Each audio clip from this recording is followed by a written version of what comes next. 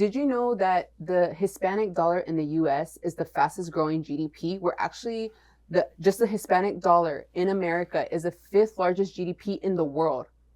It's in the trillions, and it's stronger than some countries' economies. The Hispanic dollar. So again, so many people make money off of the Hispanic community and don't respect the Hispanic community. That's my that's problem. just in America, though.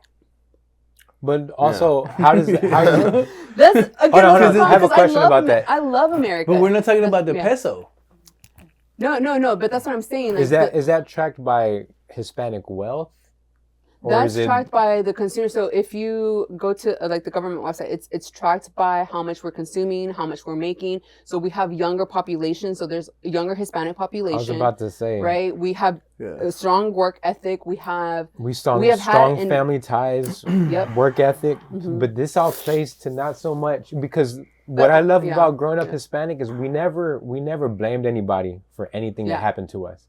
Yeah, no, we just kept going. Yeah. We just keep going. Yeah. And you hustle, you bust your ass. Yeah. You know? And there's none of that like, oh, well, it's because I was this or it's because of that. And this is what we're teaching society right now is like everything that didn't happen good for you is because of the evil white man, or because they didn't like your skin color, or because you were gay, or because you were this. Yeah. And we're generating this society of just complainers. Yeah. And that's not in our blood to be like that. And this is what pisses me off most about the current day and age is everyone's just wants to point the fingers instead of the personal responsibility of like, hey, I should have worked harder, or you know what, I knew I was doing wrong, or I should have just pulled over. You know, like it's just I think that again, being accountable is definitely something that needs to be reiterated, right? No, that should be like priority number one. Being accountable. As a growing up human, like that should be a human. You know, like we're responsible to hold ourselves accountable. But I know millennials and boomers that are not accountable. Right.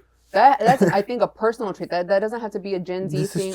I've seen boomers who are not accountable, who everything that they do is someone else's fault. Yeah. Mm-hmm. Right? And so again, I think that can sometimes be a personality trait and not necessarily a trait of like Generation Z or like the new it's a personality trait, but it's perpetuated on a grander scale, I think. But today is being glorified. Yeah. Today is like it's okay to be weak. It's okay to be sensitive. It's okay to be gentle and it's okay to have anxiety. Yeah. It's okay to talk about your anxieties every day.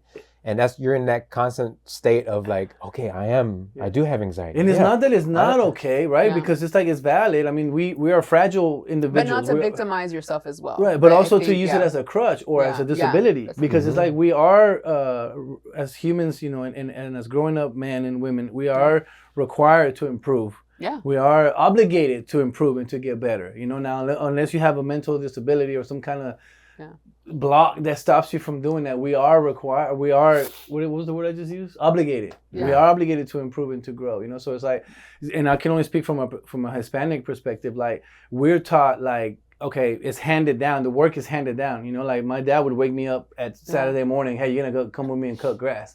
So I learned my work ethic. That's the only thing that I can say my dad showed me. It was a work ethic. It was ass, back breaking, sweat breaking, you know. But it taught me that you got to get out there and get it. Like, you know, and it's like no complaining. You do it. If you're sick, you do it sick. If you're sad, you do it sad. You see, I think that can also be a double-edged sword. So we are work mules for other people. Right? Yeah. Like we're making money for other people. For sure. Right? We're cogs in a bigger system. Some people, we value ourselves by the productivity that we do. And is that necessarily how we should value ourselves? Because we've all gone to work sick. That's just a portion of your value. Yeah. Again, but we're all work mules for. Yeah, you're right. Absolutely. For ourselves. But look, okay. So now, from a Hispanic background, like I was taught, like my dad was a butler for a rich family, right? So I was taught unintentionally that I was lower, right? That I have to be of service, that I always have to be ready and prepared to serve the people above, you know? But in my mind, I was like, no, I'm an equal. Like I want to make just as much money, if not more money than him. Yeah. And so, but it's still that is embedded in me, and it kept me at a lower level because I was like, okay, I'm okay making $20 an hour. I'm okay making $25. I'm making $30 an hour. Now I'm balling. Yeah. But see, it was something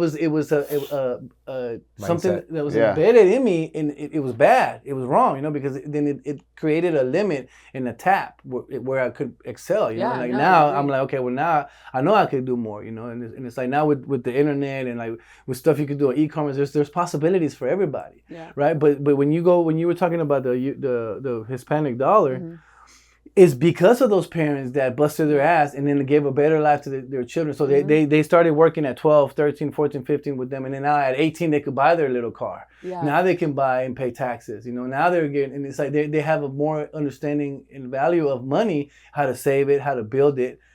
You know, and that's why the Latino dollar goes up higher. I completely agree. Like, I completely agree that, again, I was born and raised in Texas, fully American, but I respect, you know, all the values that I was taught. Work ethic is great. I mean, almost to a fault, though. Like, again, I don't feel like I've accomplished anything if I haven't been productive. Like, that's almost a sin to not be able to take a rest, right? It's your best and worst trait. Yeah, the best and worst trait. That's a double-edged sword. And so, again, you know, we, you know, my biggest, again, point with like us having that strong growth in like GDP and dollar, right, is that, you know, to me, you do have to give it to the Hispanic community, right? That if they're growing that much, if they're consuming that much, like, what are we doing right? Right? And then why are we not seeing that being reflected on my feed, right? Like, why are we not talking about how the Hispanic community is doing so well? Mm-hmm. Or, you know, how come all I'm seeing is negative things associated with the Hispanic community? Which is kind of where like my strife is, like, where's that disconnect of like seeing how much growth we're having?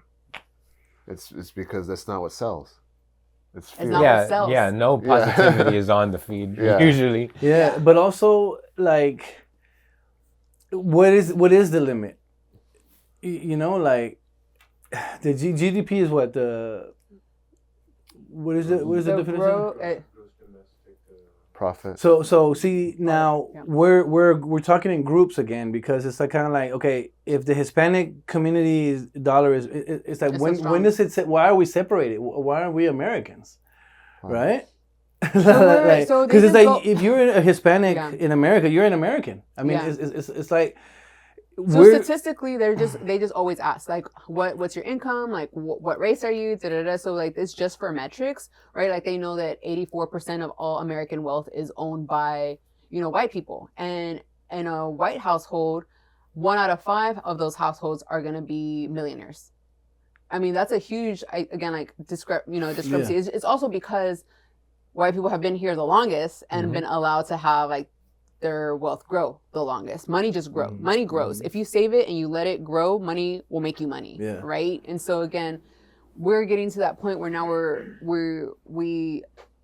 I was never financially literate, right? I made myself financially literate to let my money grow and be able to pass something down in generational wealth, hopefully, to, you know, my child. Kids. And so I actually made Zach go with me to a financial, not seminar, I guess, workshop. Or we were just kind of like taught a little bit about how like the market works and how to make your money grow over a period of time and stuff like that. And, you know, one of the biggest things that they did say is that the media is going to scare you all the time. The market's going to crash. It's not going to correct itself. Sell your money now, sell these, get into this. And if you follow what the media says, you're probably going to lose money. Yeah. Don't do it. Yeah. Right? So I think that across the board, they sell the story. Yeah, it sells the story. So again, I always kind of look at media with like a strong lens, because you know that they're just trying to sell the story. Yeah. Right. So again, I didn't look too much into the gross domestic product of like the Hispanic, you know, community, except that I went to a event with my mother, who is also an entrepreneur. She owns a commercial cleaning business, and me having my own, you know, practice. We were invited to an event set up by JP Morgan for the Hispanic community, right? And I think it kind of like made me proud to be a holder in, like, I mean, Chase doesn't make you a lot of money if you just have like a checking with them. You need to do online banking to get a 4%. So, but I was like kind of proud to be, you know, structured with Chase, because I saw them putting these events for the Hispanic community and trying to, hey, you're getting money now, become more financially literate, which I think is super important. And I think that, again, if you look at it through that lens, it's to separate and see, just give you more information. I'm always good about, I want to see the stats. I want to get the information. It's not that I want to be like necessarily divided, but I want to know a little bit more about myself, right? Hispanics are more likely to end up with diabetes. That's a cool fact that you know, to kind of like see what your sugar levels are and always kind of get checked. I don't think that it's necessarily meant to be divisive and say, oh, well, Hispanics do this and we're all American. It's meant to just give you, I think, a little bit more information about yourself, because you are more susceptible to certain things. Like, again, as a Hispanic, you're more susceptible to just diabetes. Culturally, you know, our diets it's a cultural thing. So the diabetes is going to come of the cultural diet, right? But I think what you were asking earlier is like, why is the Hispanic community growing so much? And I see it as because of what we talked about earlier. Is we are more family oriented people. Yeah. We do believe in the structure of the mom and dad at home, even though it's not like that in every Hispanic family. Yeah. That structure is still set up to where you're asking, you know, you have the family there to help you when times are hard, or they're telling you, shut the fuck up, get to work, and they're instilling those values in here. And that's what we're losing as a society, because of, you know, these other ideas that are not as I guess profitable in this scenario, for just the mind. If we're telling all these Gen Zers, like, the world's scary out there, stay home. If we're telling them you're never going to get anywhere because of the color of your skin, stay home. If we're telling them, you know, anxiety is real, just keep talking about it and it's going to get better, it's not. You know, like, you're never going to experience life without experiencing life. And as Hispanic families and many other families outside the Hispanic culture, they understand the only way to fucking do it is to go and try it. Yeah. And we're losing that message. That go get it. Yeah. That